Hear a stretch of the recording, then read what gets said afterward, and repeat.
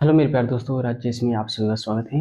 चलिए हम एनसीईआरटी 3 का जो शुरुआत किए थे उसमें मेरा पहला टॉपिक हम शुरुआत किए थे। अब उसके बाद चलते हैं मृदा का वर्गीकरण, जो महत्वपूर्ण सिर्फ उसी बताया जाएगा। ठीक है, अब इसमें मृदा का वर्गीकरण देखते हैं। तो चलिए, सबसे पहला मेरा है, चलिए 1 नंबर लिखिए, जलोढ़ मृदा।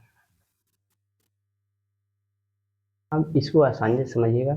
ठीक है, क्वेश्चन यहाँ से ऑब्जेक्टिव सब्जेक्ट दोनों बनाता है। ठीक है, तो जो जलोढ़ मृदा है वह नदी घाटी के विस्तृत भाग में ये पाया जाता है।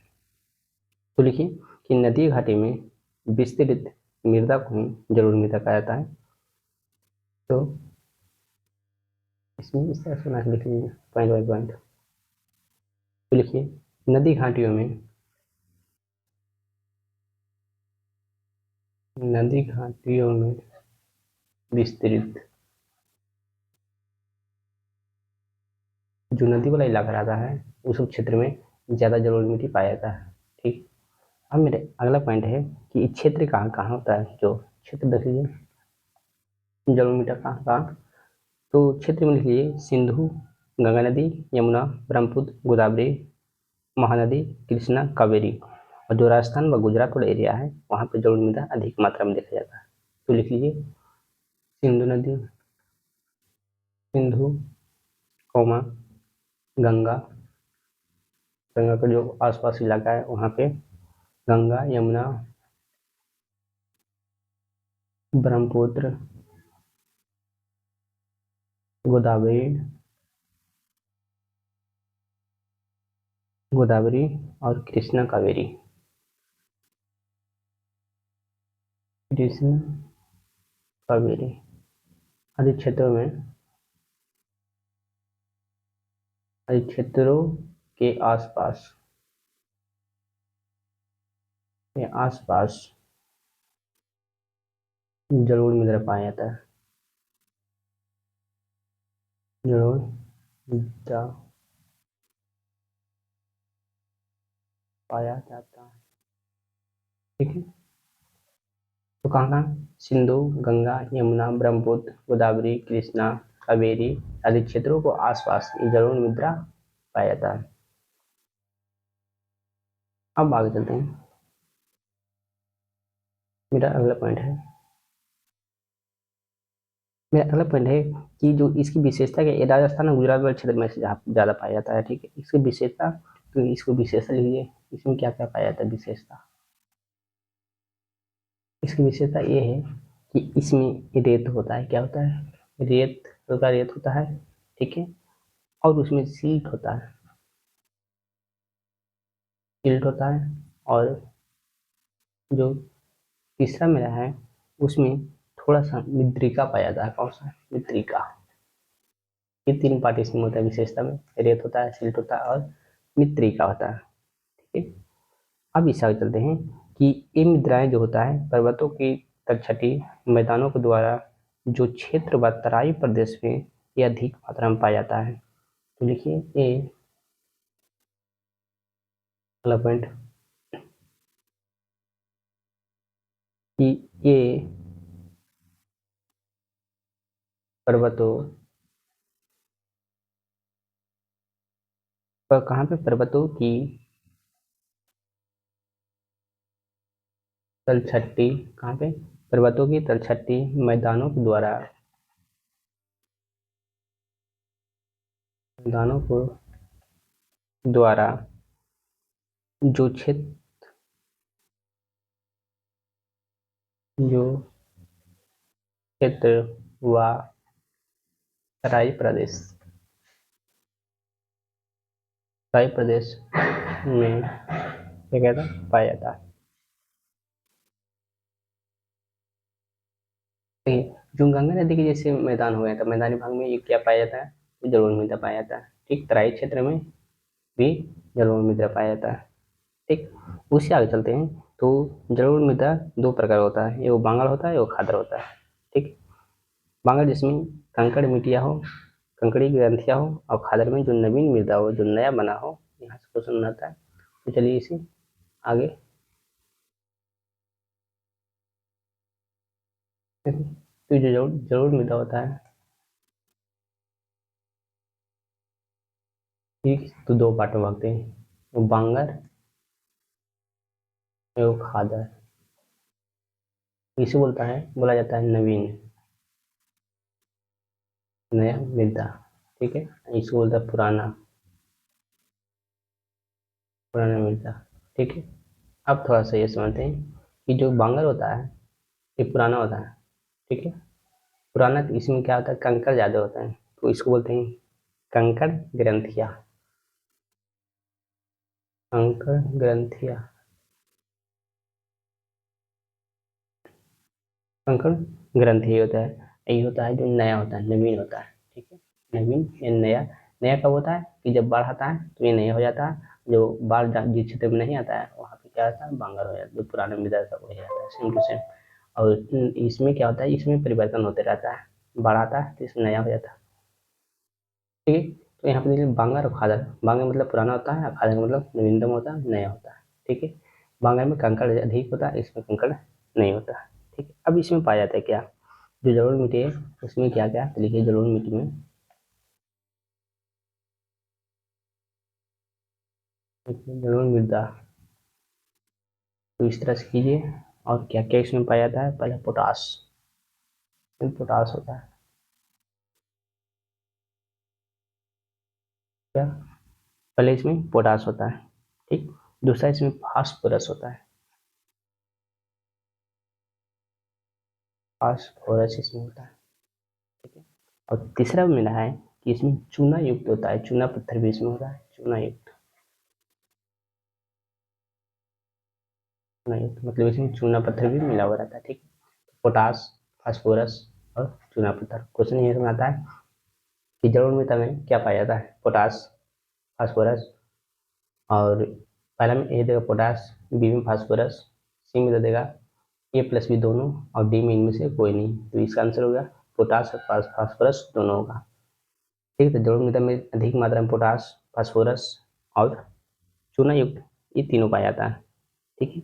इसके बाद आगे चलते हैं कि यह गन्ना, चावल, गेहूं, दलहन के लिए प्रयुक्त है। ये जो जलोढ़ मिट्टी है किस लिए प्रयुक्त होता है, तो चलिए, जलोढ़ मिट्टी में क्या क्या होता है, जलोढ़ मिट्टी, तो ये फसल कौन कौन सा होता है, तो फसल की बात करते हैं तो चना इसमें होता है, गन्ना होता है, गन्ना, चावल, गन्ना, गन्ना का मतलब होता है केतारी जिसको बोलते हैं ईख, ठीक है। और इसमें चावल होता है, गेहूं होता है, गेहूं और दलहन, दलहन, मकई, तो दलहन, दलहन भी होता है, इसमें होता है, तो ये गन्ना, चावल, गेहूं और दलहन इसे भी उसमें होता है, ठीक है। और सूखे क्षेत्र की, तो इसमें क्या, अब नोट में थोड़ा सा देख लीजिए कि जलोढ़ मृदा जो होता है कितना हो गया ना, फिर से एक बार देख लीजिए। इसमें जो याद रखने वाला है, जो मेन मेन पॉइंट है कि इसका जो ये नदी घाटों की विस्तृत मृदा होता है, ठीक है। इस क्षेत्र में सिंधु था, गंगा, यमुना और ब्रह्मपुत्र, गोदावरी, कृष्णा, कावेरी आदि क्षेत्रों के आसपास में जलोढ़ मृदा ये पाया जाता है। विशेषता ये है कि इसमें रेत होता है, सिल्ट होता है, मृतिका होता है। ये मृतिका पर्वतों की तलछटी मैदानों को द्वारा जो क्षेत्र होता है वह तराई भागों में ये पाया जाता है। इसमें देखें कि जलोढ़ मृदा दो प्रकार, बांगर और खादर। बांगर मतलब जो पुराना होता है जो उसे बांगर बोला जाता है, खादर मतलब जो नया है उसे खादर बोला जाता है, ठीक है। इसमें कंकड़ ग्रंथियाँ होती है, कंकड़ेले होती है, लेकिन जबकि खादर में इसमें कंकड़ नहीं होता है। अब आगे चलते हैं कि जलोढ़ में क्या क्या होता है, तो पोटाश होता है, फास्फोरस तो होता है, और चना चूना युक्त होता है, ठीक है। अब इस आगे चलते हैं, जलोढ़ मृदा में क्या क्या उगता है, गन्ना, चावल, गेहूँ और दलहन, ठीक है। अब इससे आगे चलते हैं, मेरा काली मृदा मेरा खत्म हो गया, अब काली मिट्टी देखते हैं। दूसरा मेरा है काली मृदा, काली मिट्टी। अब इसको हम देखते हैं कि काली मिट्टी को इसी को कहता है रेगुन, रेगुन मृदा, ठीक है। इसी को जाता है रेगुन मृदा, इसी को जाता है, ठीक है। इसमें तो चलिए लिखिए, इसमें पहले पॉइंट देखिए, इसे रेगुल मृदा कहा जाता है। क्या कहा जाता है? रेगुल। ठीक है, अब आज इससे आगे चलते हैं। तो मेरा दूसरा पॉइंट है, दूसरा पॉइंट है कि इसमें कपास की, देखिए इसमें कपास की कृषि होता है।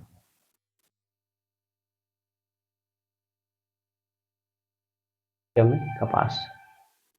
तो इसमें क्या होता है? काली मृदा में कपास होता है। ठीक, अब इसे आगे चलते हैं।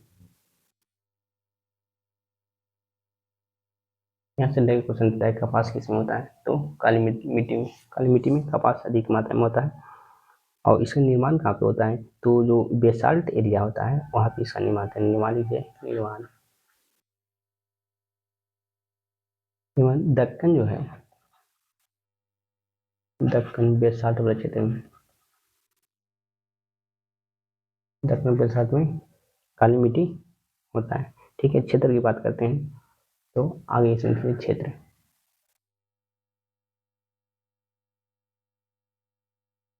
क्षेत्र की बात करते हैं तो क्षेत्र में महाराष्ट्र हो जाएगा, महाराष्ट्र, सौराष्ट्र, मध्य प्रदेश, एमपी, छत्तीसगढ़, नदी की बात करते हैं तो नदी में हो जाए कृष्णा, गोदावरी। ये सब क्षेत्र में क्या होता है? ये काली मिट्टी पाया जाता है। ठीक है, उसके बाद इसकी विशेषता क्या है? तो इसकी विशेषता है कि ये महीन कण होते हैं, नमी धारण करने की क्षमता रखते हैं, और कैल्शियम कार्बोनेट और मैग्नीशियम चूने की मात्रा पर्याप्त मात्रा में इसमें पाया जाता है। और इसमें फास्फोरस की मात्रा होता है जो कम होता है काली मिट्टी में। अब आप देखते हैं इसमें अगला पॉइंट मेरा है, देखिए देखिए कि इसकी विशेषता है,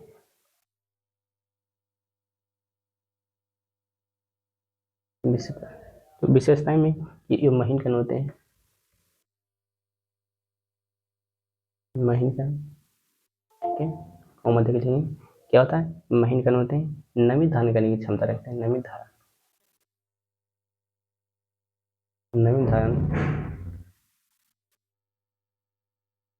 रखने की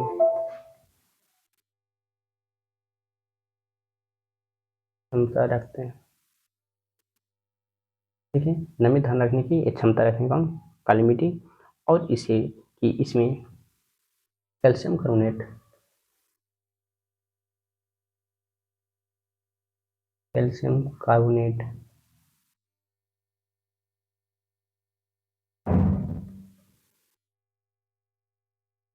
कैल्शियम कार्बोनेट, कोमा मैग्नीशियम,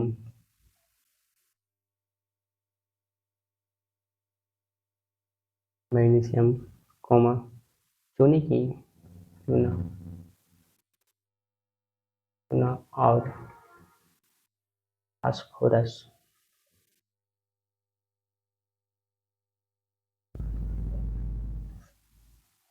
की मात्रा होती है। इसी में आगे लिखा नोट, नोट में यहाँ पे लिख लीजिएगा कि इसी में फास्फोरस होता है, इसकी मात्रा कम होता है, इसी की मात्रा होता है कम होता है। तो जो काली मिट्टी होती है उसमें फास्फोरस की, जो फास्फोरस है उसकी मात्रा कम होती है। क्या होती है? कम होती है। ठीक है, चलिए अब इससे आगे चलते हैं। ये गर्म और शुष्क मैदानों में दरारों व चटकन जो होता है, जो अपने आप जुती हुई प्रतीत होती है, वो इसे देखते हैं कि काली मिट्टी जहाँ पर रहेगा, गर्मी के दिनों में देखते हैं कि दरार जहाँ पर आ जाता है, दरार आ जाता है, तो इसी वही जो मिट्टी होता है वो काली मिट्टी होती है, जो दरार आ जाता है वही काली मिट्टी होती है। ठीक है, जो देखने में लगता है सर ये अपने आप जोता हुआ है, लेकिन होती उसे जोता हुआ रहता नहीं, बल्कि वैसा उसका सही है। अब इतना समझ में आया काली मिट्टी। चलिए कोई फिर से लिख लीजिए। काली मिट्टी की विशेषता बहुत महत्वपूर्ण है। काली मिट्टी की विशेषता अगर पूछता है तो काली मिट्टी होती है महीन होती है और नमी धारण करती है, नमी धारण रखने की क्षमता रखती है, और कैल्शियम कार्बोनेट इसमें पाया जाता है, मैग्नीशियम और चूना पत्थर, फास्फोरस की मात्रा इसमें क्या होती है, कम होती है। तो विशेषता में ये देखना है, ठीक। उसके बाद आगे चलते हैं। तो मेरा है तीसरे नंबर में लाल पीली मिट्टी, लाल पीली मिट्टी। अब इससे आगे चलते हैं लाल पीली मिट्टी। तो आगे चलिए, तीसरा मेरा है लाल पीली मिट्टी, पीली मृदा, ये मेरा है। अब इसमें लाल मृदा पहले देख लेते हैं, उसके बाद देखिए इसमें लाल मिट्टी। अब इसके बारे में पहले थोड़ा सा लिख लेते हैं, ठीक है। तो अब हम इसको शुरुआत करते हैं लाल मृदा का। तो दक्कन के पूर्वी वाले क्षेत्र में उस हिस्से में रवेदार आग्नेय चट्टान पर जहाँ पे कम वर्षा होती है उस भाग में कौन पाया था, लाल मृदा पाया था। तो लिखिए इसमें जिस क्षेत्र में, जिस क्षेत्र में कम वर्षा होती है उस क्षेत्र में, उस क्षेत्र में पाया जाता है, उस क्षेत्र में पाया जाता है। जो जो लाल मृदा होता है वह कहाँ पाया जाता है, जहाँ पे कम वर्षा होती है उस भाग में ये पाए जाते हैं। और ये अग्निय चट्टान होते हैं, रवेदार होते हैं और अग्निय चट्टान होते हैं। देखिए यह रवे रवेदार एवं अग्निय चट्टान होती है।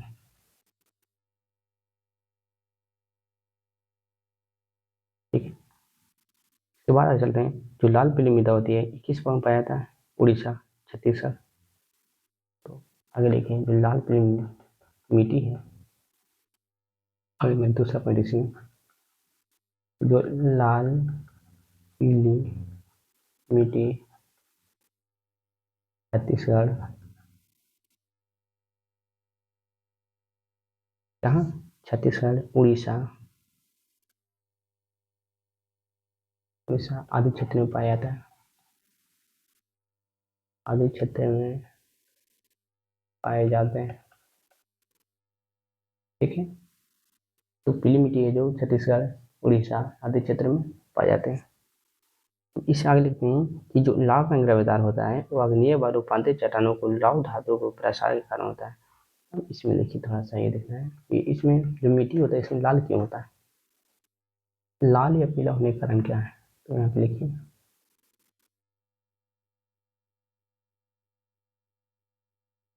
लिखिए मृदा में लाल पीली होने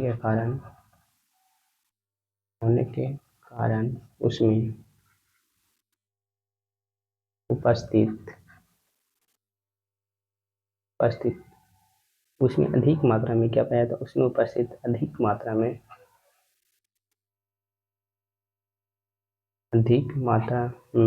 लौह धातु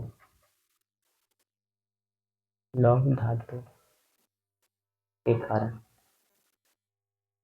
कहता है कि जो लाल या पीली होता है क्यों होती है, तो उसमें लौह जो होता है वह अधिक मात्रा में पाया जाता है, लोहा की मात्रा वहाँ पे अधिक मात्रा में पाया जाता है, फिर Fe की मात्रा यहाँ पे अधिक मात्रा में पाया जाता है। ठीक है, लौह की मात्रा अधिक मात्रा में होने के कारण लाल और पीला ये दिखाई देता है।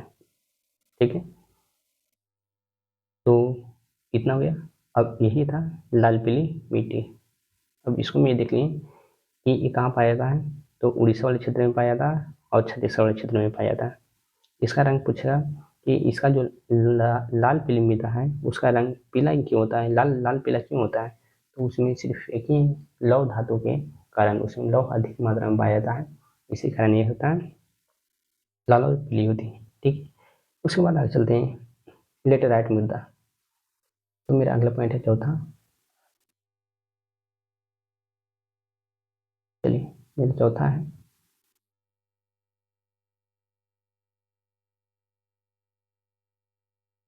लेटेराइट मृदा। ठीक है, चलिए लेटेराइट मृदा है, इसमें थोड़ा सा देखते हैं कि उच्च ताप अधिक वर्षा वाले क्षेत्र में पाया जाता है। ठीक है, उच्च ताप व अधिक वर्षा जहाँ पे होती है वहाँ पे लेटेराइट मृदा पाया जाता है, जैसे बोलते हैं निक्षालन की प्रक्रिया जहाँ पे होती है। तो पहले केस में मेरा पहला पॉइंट है हाँ, अधिक मात्रा में, जहाँ अधिक मात्रा में वर्षा व उच्च ताप होता है उस क्षेत्र में, लेटेराइट मृदा पाया जाता है।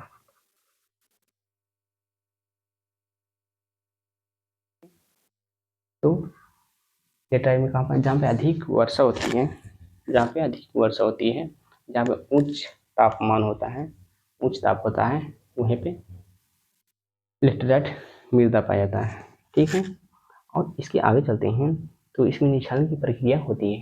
तो यहाँ पे लिखिए इसमें निक्षालन की प्रक्रिया होती है, निक्षालन की प्रक्रिया होती है, निक्षालन की प्रक्रिया होती है।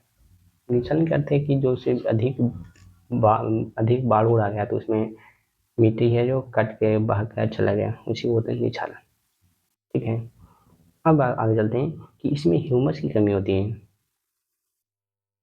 क्या होता है, इसमें ह्यूमस की कमी होता है। तो पूछता है क्वेश्चन की ह्यूमस की कमी किस मिट्टी में होती है, तो लेटेराइट मिट्टी में। तो इसमें अगला पॉइंट है कि इसमें ह्यूमस की कमी होती है। ह्यूमस की कमी होने के रीजन क्या है, इसमें जो बैक्टीरिया होता है, क्या होता है बैक्टीरिया जो बैक्टीरिया हो वह नष्ट हो जाते हैं, रीजन क्या है कि ह्यूमस की कमी होने के कारण क्या होता है, बैक्टीरिया जो नष्ट होता है। बैक्टीरिया क्यों नष्ट होता है, कहीं पे अगर अधिक तापमान हो या कहीं पे अधिक बाढ़ आया हो, तो बाढ़ आने के कारण क्या होता है कि उसमें पानी बहुत तेजी से आता है, तेजी से आने के कारण जो मिट्टी में जो बैक्टीरिया रहता है वह उसी के सहारे दह कर चला जाता है और वह नष्ट हो जाता है।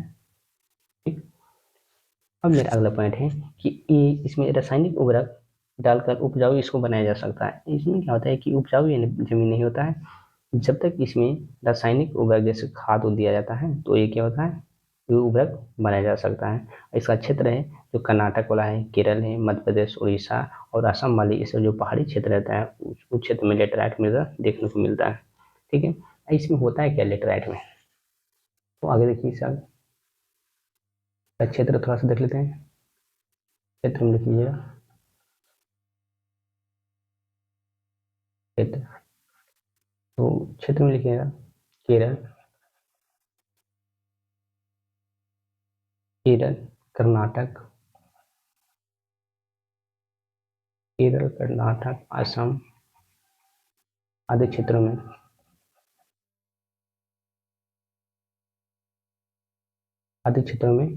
इसमें देखने को मिलता है। ठीक है, अब इससे आगे चलते हैं। केरल, कर्नाटक, असम वाले आदि क्षेत्रों में देखने को मिलता है। उसके बाद इसमें होता क्या है, इसमें क्या क्या उपजाया जाता है, फसल क्या होता है, तो कृषि की बात करते हैं, कृषि। ठीक है, अब इसमें देखिए कृषि क्या क्या होता है। तो केरल में अधिक मात्रा में आपको पता है क्या होता है, केरल में देखिए कॉफी होता है, असम में कॉफ़ी यहाँ पे अधिक मात्रा में होता है। कॉफ़ी कहाँ पे होता है? असम में होता है कॉफ़ी अधिक मात्रा में, कॉफ़ी अधिक मात्रा में इस मिट्टी में होता है, ठीक है। उसके बाद यहाँ पे चाय, कॉफ़ी, चाय और एक है काजू, काजू इसी में होता है। तो ये तीनों जो होता है जो इस मिट्टी में होता है, ठीक है। कॉफ़ी, चाय और काजू ये किस में होता है? तो लेटेराइट मृदा में। तो लेटेराइट मृदा में देखिए कि ये होता है अत्यधिक बारिश हो, जहाँ पे उच्च तापमान हो, जहाँ निक्षालन की प्रक्रिया हो, वहाँ पे लेटेराइट मृदा का होता है। और इसमें ह्यूमस कमी होती है। ह्यूमस कमी होने के कारण क्या है? तो इसको जो तापमान होता है, तापमान अधिक होने के कारण बैक्टीरिया है जो नष्ट हो जाते हैं। इसमें रासायनिक उर्वरक डालकर उपजाऊ बनाया जा सकता है। क्षेत्र में देखिए कर्नाटक, केरल, तमिलनाडु और उड़ीसा वाले क्षेत्र हैं या असम वाले क्षेत्र हैं, इस समय मिलता है कौन सा? लेटेराइट मिलता है। कृषि की बात करते हैं, इसमें काजू होता है, कॉफ़ी होता है, चाय होता है। अब इसे आगे चलते हैं, जो मरुस्थलीय मृदा अब मेरा है, तो इससे आगे चलते हैं। 2 मेरा बच गया, तो चलिए आगे इससे चलते हैं। चलिए मेरा अगला है मरुस्थलीय मृदा, 5 नंबर में मरुस्थलीय मृदा।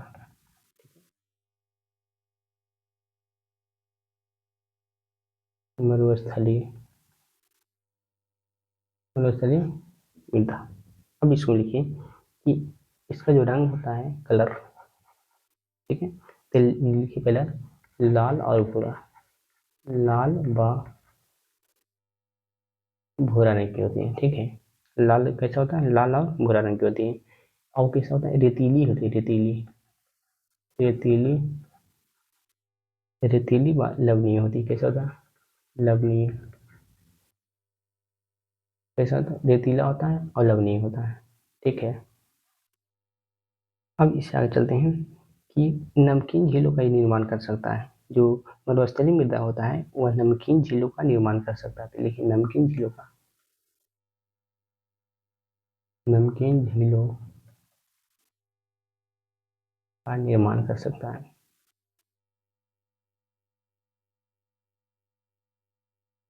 नमकीन झीलों का यह निर्माण कर सकता है, ठीक है। और इसमें ह्यूमस और नमी की मात्रा, इसमें ह्यूमस और नमी की मात्रा, इसमें क्या ह्यूमस, इसमें और ह्यूमस और नमी, ह्यूमस और नमी ये दोनों की मात्राएं कम होती है, कम होती है, ठीक है। तो जो मरुस्थलीय मृदा है उसमें ह्यूमस और नमी दोनों की मात्रा इसमें क्या होता है? कम होता है, ठीक है।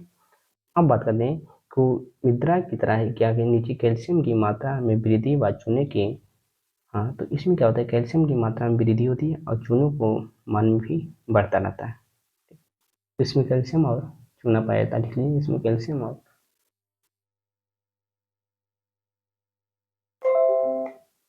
अगर लिखिए इसमें